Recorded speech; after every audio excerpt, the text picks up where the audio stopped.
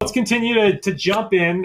So we're going to look at the different types of LinkedIn, and then we're going to show you the anatomy of a profile, and then we will get into the screencast sharing of actually navigating the live environment. So just so you know, there is a free version of LinkedIn, as you're probably well aware. The free version will give you almost everything that you need to do what you need to do. And so what we're about to tell you doesn't require a paid version, but the paid version does give you a bunch of extras. And especially if you're looking for a job, kind of well worth it. So there's the professional version, there's the career finder version, there is the HR version, and then there's what's called the sales navigator version. They all have different price points, but the one that we're going over is the free version, and it applies to every single one of these versions. So let's start with the anatomy of a profile. And Andres, take it away. Thank you, sir. Okay, so the anatomy of a profile is basically, this is what old LinkedIn looked like before the redesign from Microsoft.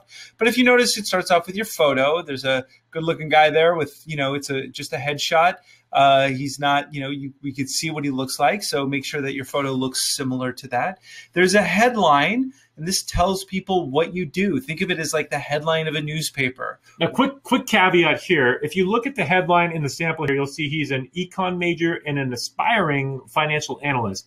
Now, Andres and myself believe that you either are or you aren't. So if you're going to be on LinkedIn, I believe strongly in this whole philosophy of fake it till you make it.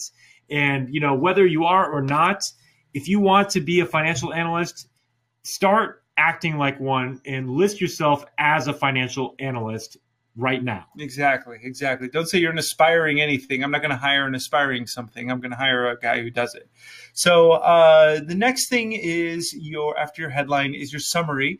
Now your summary is really important because a lot of people don't fill this out. You could put up to 2,000, 3,000? 2,000. I actually looked it up today. Oh, okay, 2,000 characters in there, and pack it with as many things as possible. And we're going to show you the best way to pack that, because whatever you put in your summary and your experience, it's actually looked over by an artificial intelligent algorithm. And the artificial intelligence that looks it over will then deliver your profile to appropriate people based on the type of natural languaging that is in your summary. And that's because LinkedIn is search engine optimized. It's like Google in that way. And so this artificial intelligent algorithm is scanning your profile, it's scanning your headline, it's scanning your job history, and it's looking for certain keywords that you're ranking for. And so in just a moment, we're going to go more in depth on that when we do our screen share. And we're going to show you strategies so you can reverse engineer and know exactly what you're ranking for now, so that you'll be aware to make the changes necessary so that you're ranking for the kind of keywords that you want to rank for to get the job of your dreams or the clients that you want to land. Absolutely. So the biggest mistakes I see is generally people don't filling out their summary, or in their job experience, they don't fill that out.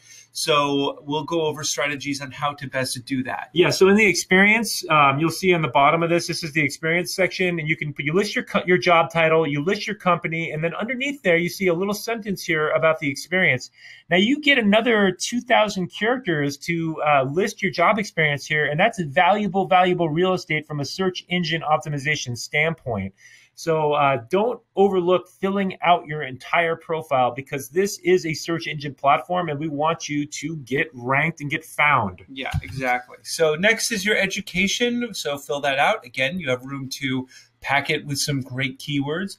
Volunteer experience, no matter how long ago it was, put it in there. And skills and expertise. This is very important because especially if you're looking for a job, the way that your profile is served up to HR people, this particular section will be an important part of that. Now, one of the things that I also see as a mistake that people make is they can't think of all their experiences and expertise. So they only put in like maybe 20 different or maybe skills, 6. or maybe even 6. You could put up to 50. So do every single one of them that you can, and we'll show you some techniques on which ones to put in a little bit. And then honors and awards. What's your opinion on that, Justin? Yeah. As I always say, LinkedIn is not the place to be humble. So we recently did some consulting work for a real estate company in Ventura County, And several of the realtors were these, we went into their office and their walls were decorated with awards they had won over the last couple of years. But if you go to their LinkedIn profile, they were nowhere to be found. And if you're a real estate agent in a local community, you want to do everything you can to kind of nudge yourself above the competition. And so we, the marketers that we are, thought, why not put that in the headline? So instead of a Ventura realtor, all of a sudden it became 5-time award-winning realtor of the year. Yeah, exactly. And it just adds that little bit of prestige, because prestige is what people connect to. And if you have to decide between a real estate agent or a 5-time realtor of the year award winner, which one are you going to choose? Exactly. So, don't be humble is the point. Okay, so next, courses. We're going to get into that a little bit. It's always good to put whatever you're learning or continuing education, because it shows that you are still relevant, that your skill sets are current. And that's going to be really important, specifically if you're looking for a job person. Projects, looking for like any projects that you worked on, again, opportunities to pack your keywords. And then recommendations. Recommendations are another area where you can get some people to talk about who you are. And that brings in the element of social proof. So whenever you're applying for a job, they're always looking for references. They're always looking to validate that you are true to your word. So references provide what is called social proof for job seekers. For business owners, they provide what are called testimonials. And what you'll find in many industries, testimonials are huge selling factors to really get somebody over the hump of whether they're going to purchase from you or not purchase from you, because people love validation and social proof. It's a huge concept in marketing.